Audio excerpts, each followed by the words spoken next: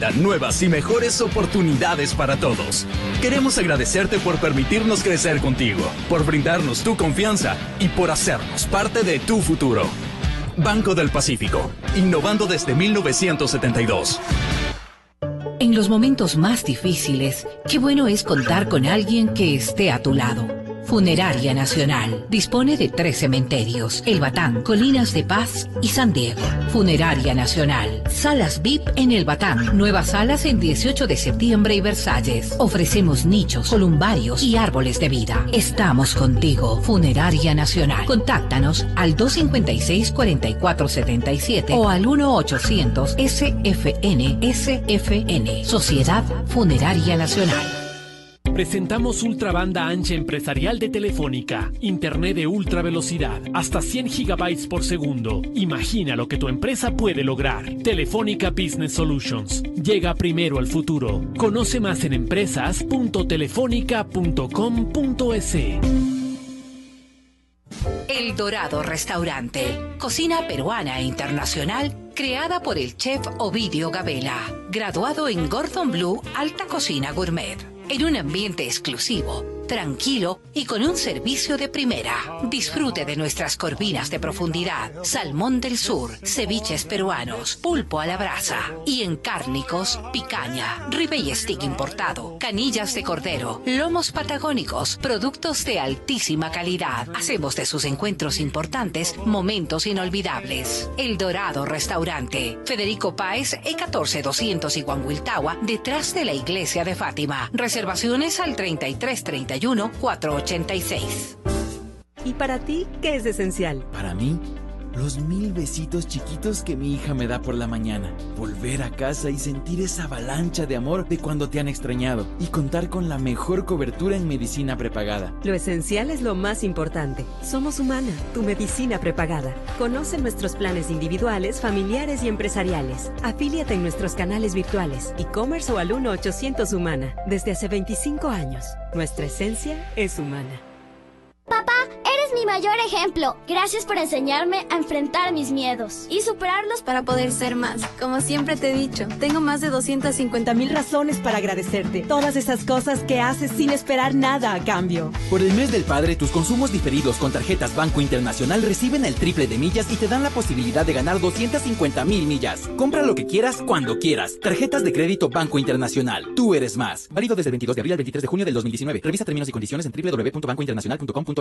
Soy ciclista y chef, por eso en cada pedaleada voy al vapor. Hay veces que quedo frito, pero siempre llego a la meta, porque lo que me gusta y lo que me mueve se acolitan. Yo soy estudiante y también DJ. Mis clases son un mix de análogo y digital. Hago mis tareas con un buen beat y sé cuándo chill out, porque lo que me gusta y me inspira van al mismo ritmo. Y yo trabajo en lo que me gusta y soy runner. No hay carrera en la que no gane, porque lo que me gusta y lo que me divierte se dan like. Vive todo lo que eres, disfrútalo con Discover. Discover, tu dinero de vuelta siempre. Con una SUV puedes sumergirte en la ciudad o salir de ella. Con una SUV Wow tienes más posibilidades. Nuevo Citroën C3 Aircross. Más espacio, más versatilidad. Disfrútalo con sensor y cámara de retro. Asientos deslizables, acceso y arranque manos libres. Mirror screen, pantalla táctil, Bluetooth y USB. Nuevo Sub Citroën C3 Aircross. Único, inspirado en ti. Desde $27,990. Citroën es Grupo Mavesa. Citroën Quito, Avenida Galo Plaza y de los Arupos. La Y, Avenida 10 de Agosto N4144 y Juan de Azcaray. Quito Sur, Avenida Maldonado y Saraguro. Atención constructor, en junio la instalación de tu piso es gratis. Sí, escuchaste bien, la instalación de tu piso es completamente gratis. En Palo Alto selecciona tu piso flotante, piso de bambú, piso de PVC o de ingeniería. Y no te preocupes por la instalación, tus compras paga con tu tarjeta preferida a 3, 6, 9 y 12 meses. Recuerda, junio, en Palo Alto la instalación de tu piso es gratis. Estamos ubicados en la avenida Eloy Alfaro y Gaspar de Villarroel o búscanos en Facebook. Palo Alto, especialista en pisos. Fin de espacio promocional y publicitario. 9:07. Me da mucho gusto en saludar la gentil comparecencia a nuestros micrófonos del señor economista Mauricio Pozo. Él es director de la Escuela de Negocios de la Universidad SEG, conocido exministro de Estado, autoridad en materia de cultura económica. Así es que nos sentimos honrados, Mauricio, con su presencia. Yo quería preguntarle el tema del impuesto verde. ¿Usted piensa que el impuesto verde tiene este momento todas las condiciones para que sea devuelto al espacio donde se liquidan las cuentas y se liquidan las iniciativas?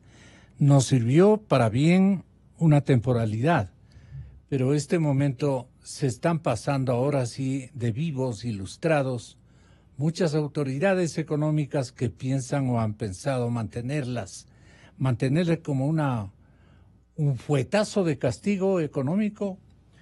Yo hice unas cuentas y la sumatoria total de lo que hemos recibido por este impuesto alcanza una cifra monumental, por aquí lo tengo, que ya la refiero. ¿Cuál es su opinión sobre la suerte del impuesto verde? ¿Cómo se lo inventó? ¿Y cuál ha sido este caudaloso destino de recursos succionados injustamente a ecuatorianos más bien de connotación de pobre o de mediana estatura económica? Estos ecuatorianos han tenido que pagar los platos rotos de cuantos gobiernos se han turnado en los últimos años. Y la recopilación de estos recursos creo que avanza a una cantidad muy significativa. Yo tenía los datos que ya mismo los ubico y que usted seguramente los debe tener ahí. Señor economista Mauricio Pozo, bienvenido. ¿El impuesto verde tiene ya un destino final? Gracias, Gonzalo. Más que para enriquecer a los ministros de Economía de turno, para aliviar y suavizar condiciones de un tenedor de un vehículo que a fuerza de contribuir a la salud de todos los ecuatorianos ha estado paga y paga y paga por vetustos automotores que naturalmente estaban contaminando. Pero el gobierno los usó en gasto corriente, se avispó. Y entonces esta situación no puede continuar porque el sacrificio también para los ciudadanos de la clase media ha sido muy gravitante en su situación económica. Economista, tenga la bondad. Gracias, Gonzalo. Primero señalar que este es un impuesto que se inició en el año 2012 y que buscaba a través del mismo tener una forma de ayudar a la preservación del medio ambiente, desestimulando el uso de automotores de alto cilindraje que por lo tanto emitían más gases contra la sana naturaleza que se busca tener, y sobre esa base se instrumentó este impuesto. A lo largo de los años, estamos hablando del 12 a la fecha, en la práctica han sido 8 años, a un promedio de 100 millones, algunos años un poco más, en algunos años un poco menos. Estamos hablando de 800 millones aproximadamente, que es la cifra que usted seguramente calculó. Es lo que se ha recaudado por este concepto. Pero el objetivo original del impuesto de precautelar el medio ambiente, cuidar la naturaleza, en la práctica no se dio por varias circunstancias. Una de ellas tiene que ver con una simple pregunta: ¿quiénes son los que utilizan vehículos que contaminan más? Unos pueden ser los que efectivamente tienen la capacidad de comprar un vehículo sobre los 1.500 centímetros cúbicos, un vehículo más grande, consume más y por lo tanto contamina más. Y el otro es aquel que no puede comprar un vehículo nuevo y que tiene un vehículo viejo, un vehículo de años anteriores, y que por su propia técnica, estructura, tecnología, también contamina más. ¿Y quiénes son ellos? Son clases populares, son gente de estratos medios bajos inclusive, y que obviamente no tienen capacidad económica de comprar un carro con nueva tecnología. Entonces, en la práctica, no ha podido de alguna manera manejar ni el objetivo original del impuesto, ni tampoco lo que debería tener cualquier impuesto, que es un objetivo distributivo. Los impuestos tienen que perseguir algo, no es un tema simplemente de restarle financiamiento, recursos, liquidez al sector privado para cualquier cosa, ni por cualquier concepto. Es con algún objetivo de política económica, y ese es el objetivo de los impuestos. De los impuestos es el instrumento de mayor control por parte de los gobiernos, y que tiene que buscar, entre otros objetivos, metas que tienen que ver con la distribución de los recursos y la optimización de fondos por parte del Estado. Este impuesto es más o menos compatible al desdibujamiento que se produjo cuando se aprobó, por ejemplo, el impuesto a la salida de divisas. Ese impuesto tampoco estuvo en el Ecuador hasta antes del 2007. Esos impuestos lo introdujo el expresidente Correa, recordemos, con una tasa del 0,5%, y terminó con una tasa de impuesto del 5%. Y nunca salió más plata del país que con el impuesto a la salida de divisas. Es decir, es un impuesto que no cumplió su rol, pero que lamentablemente, por los problemas presupuestarios, por el desorden fiscal, por el dispendio de recursos, por la indisciplina en el manejo de las finanzas públicas, terminó siendo utilizado con fines recaudatorios, que en el caso particular de este impuesto verde que estamos conversando, terminó siendo exactamente de la misma manera.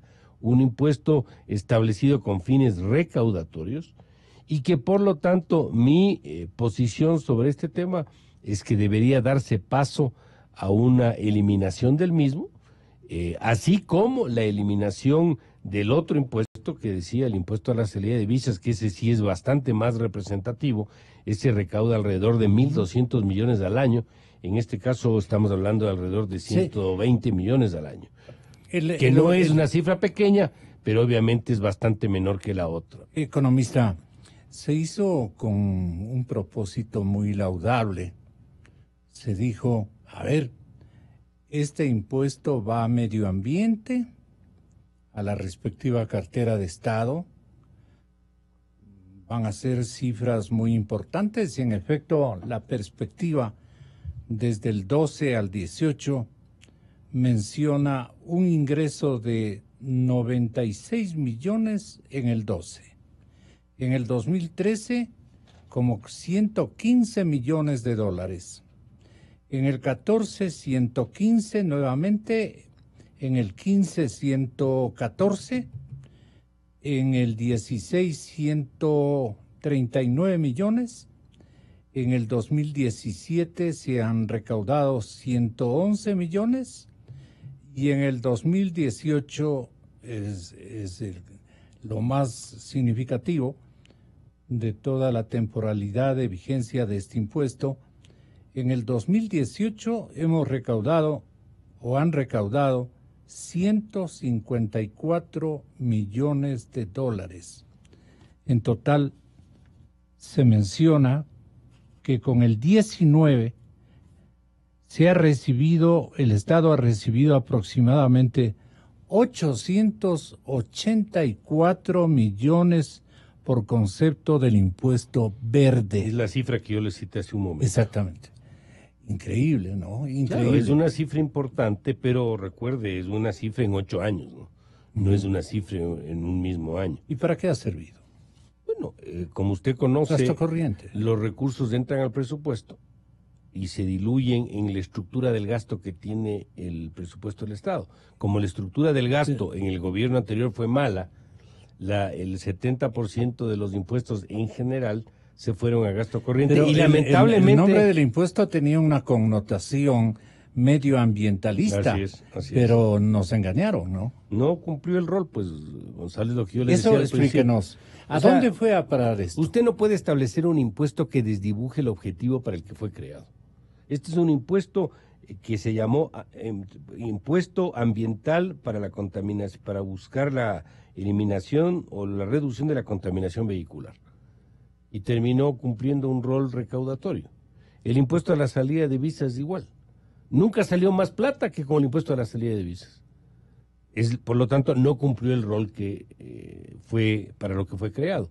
Por esa razón me parece que este es un impuesto que, a pesar de que ha generado en promedio algo más de 100 millones por año, es un impuesto que, por no cumplir ese rol, y porque yo creo que puede ser perfectamente reemplazado con reducciones de gasto adicional que hay que hacer en el presupuesto del Estado, tiene que buscarse su eliminación, más aún que tiene un impacto negativo en sectores de clases medias y bajas. ¿Sabes lo que yo le decía?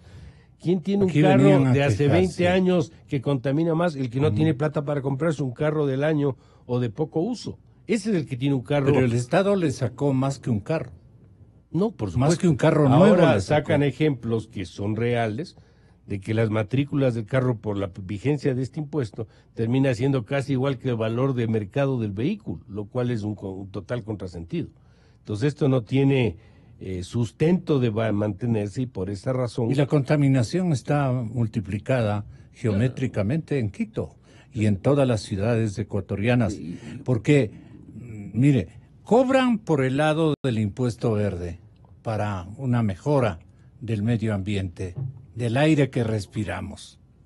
Pero paralelamente las alícuotas de importación de vehículos crecen geométricamente y se benefician los círculos empresariales que se dedican a la importación de vehículos, y vehículos no muy convenientes que digamos, tanto mecánica como por el tema de los combustibles. Automotores ciertamente cómodos en el precio, pero baratos también en la estructura, con peligros de que puedan ocurrir accidentes y los perjuicios ser alarmantes. Pero eso no es todo. ¿Qué otras consideraciones hay para derogar este impuesto? Yo le había comentado que cuando se establece un impuesto tiene que buscar respetarse el principio sobre el cual se creó ese impuesto.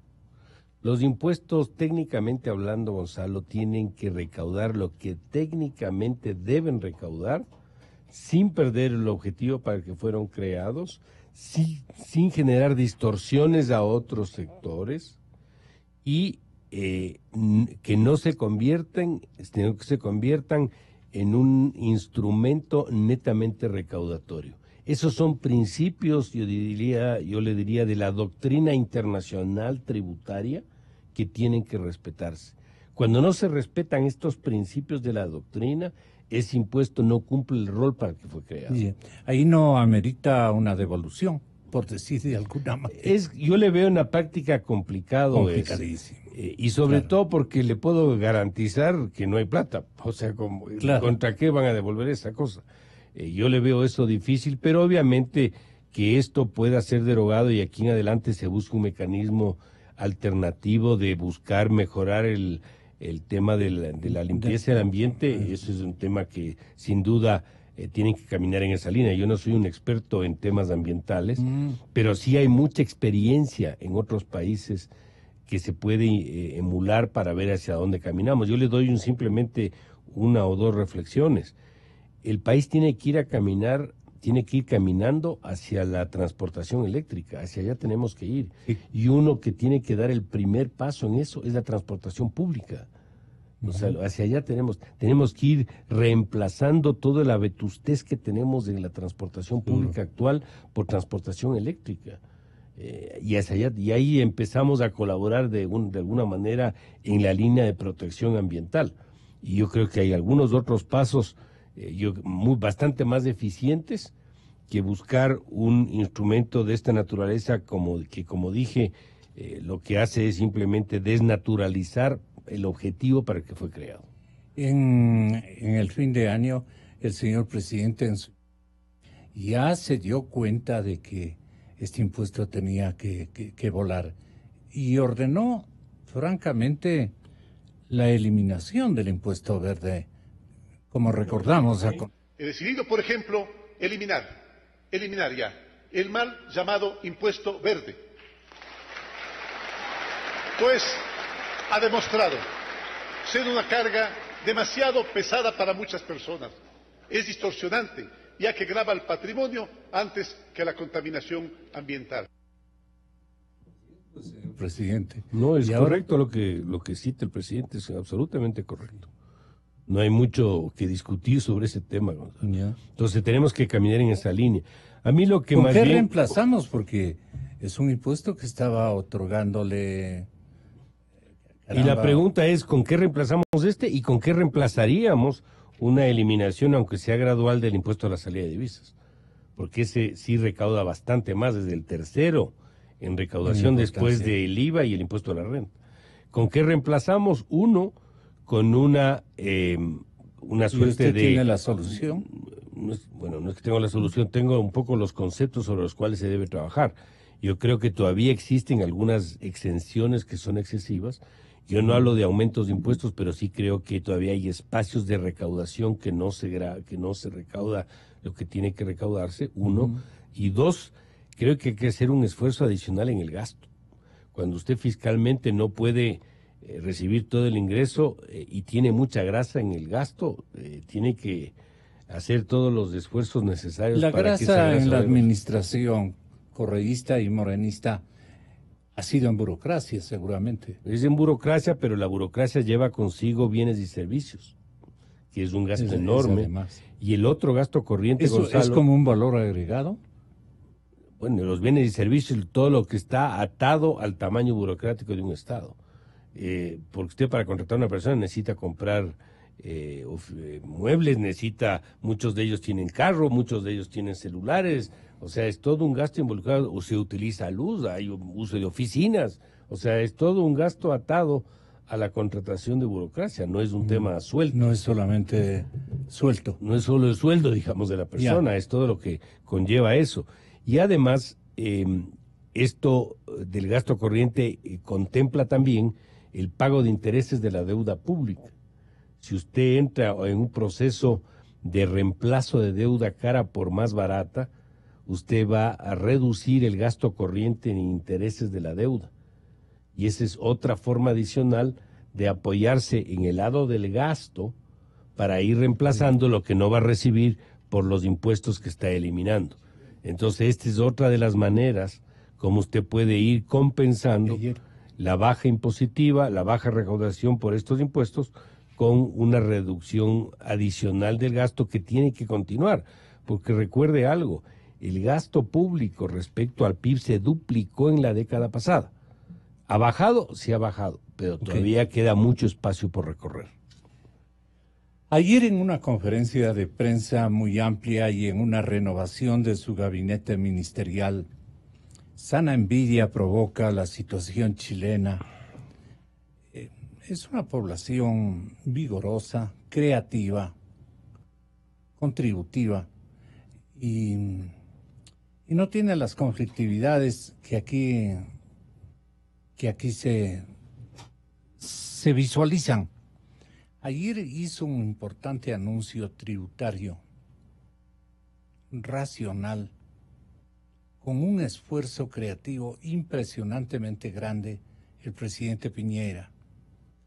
Estuvimos como para grabar y yo llamé aquí para que grabemos esa intervención, la editemos, ojalá podamos ofrecerla mañana a nuestra audiencia.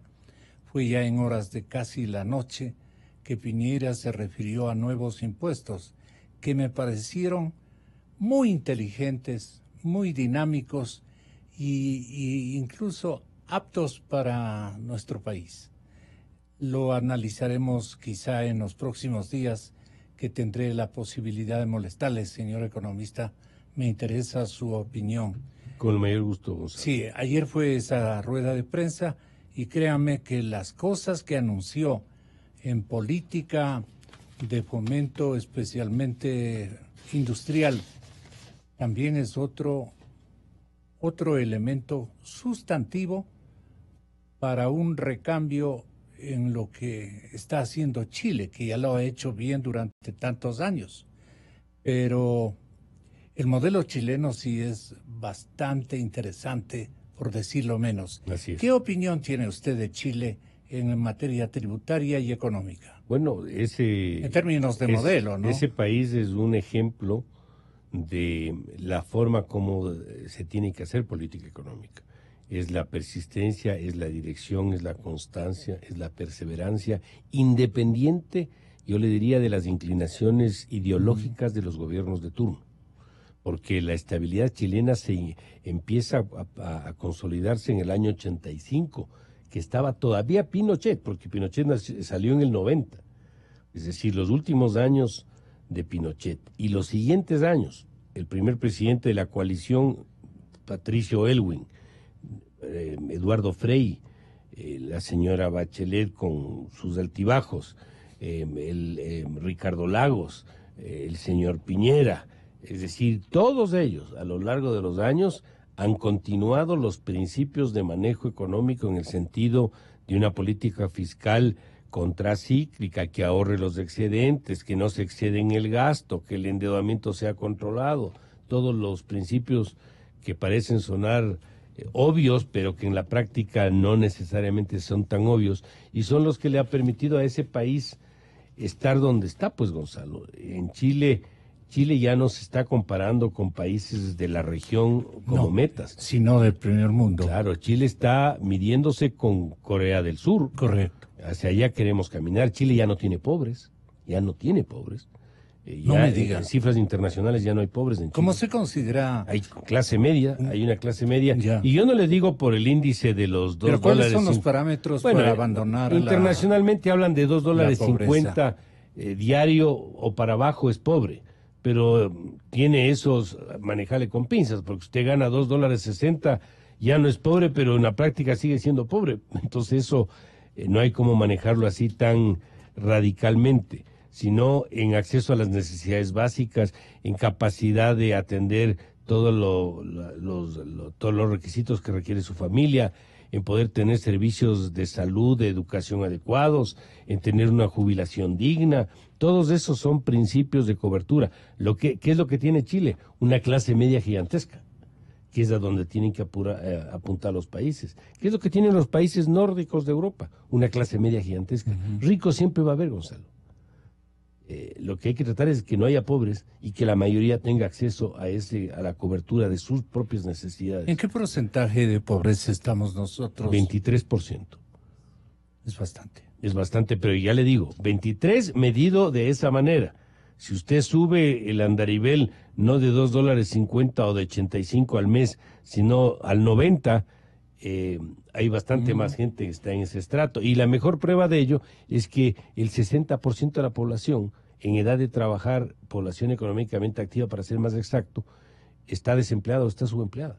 Y esa gente obviamente no cubre, muchos de ellos, lo que requiere para tener una cobertura integral y adecuada de sus necesidades familiares. Y usted es muy querendón también del elemento del parámetro confianza, cómo se la suscita en estos tiempos y cuál es el beneficio que la confianza da a un modelo o esquema económico. La confianza es lo que le permite a cualquier persona o a cualquier empresa invertir. Si usted no tiene confianza, no invierte. Si usted no confía en que la situación se va a mantener o que va a mejorar, que no van a cambiar las condiciones, de que le van a respetar su contrato, de que va a tener la demanda que está estimando, etcétera. Si usted tiene esa confianza, usted invierte. Si no tiene esa confianza, no invierte. Y eso es igual en la gente de afuera. En ese sentido, a mí me parece que la confianza es algo que es básico para una buena. Obtener confianza. Hacer las cosas con la perseverancia, la constancia, la dirección que requiere, no generar inestabilidad, dar certidumbre de las metas a donde se va a alcanzar, tener transparencia de la información, difundir todo lo que tiene que difundir. A la inversa le pregunto, ¿cuáles son las desconfianzas que prevalecen todavía en la situación ecuatoriana? Que tienen miedo de que el gobierno no persiste en el programa que acaba de acordar, o que el programa con el fondo, por ejemplo, no se cumpla como tiene que cumplirse. Tienen miedo de que mañana cambien las reglas tributarias nuevamente. Ven que todavía no se despolitiza la justicia y no hay una justicia independiente que les va a tocar acceder si ¿Y tienen respecto alguna de las diligencia. inequidades? Es un tema que va de la mano, es decir, los procesos de inversión que generan estabilidad y crecimiento ayudan a que haya más inclusión, y eso va en la línea de que haya menos pobres, y obviamente las diferencias también se pueden ir ¿Cómo poco a se poco mide reduciendo. o cómo se visualiza un economista progresista? Yo en eso no, yo diría que un economista con mediano sentido común social y con sentido social, porque la economía es eso, pues, Gonzalo. Claro. No puede haber economistas que no tengan sentido social. Aquí probablemente discrepemos en las formas como alcanzar esas metas.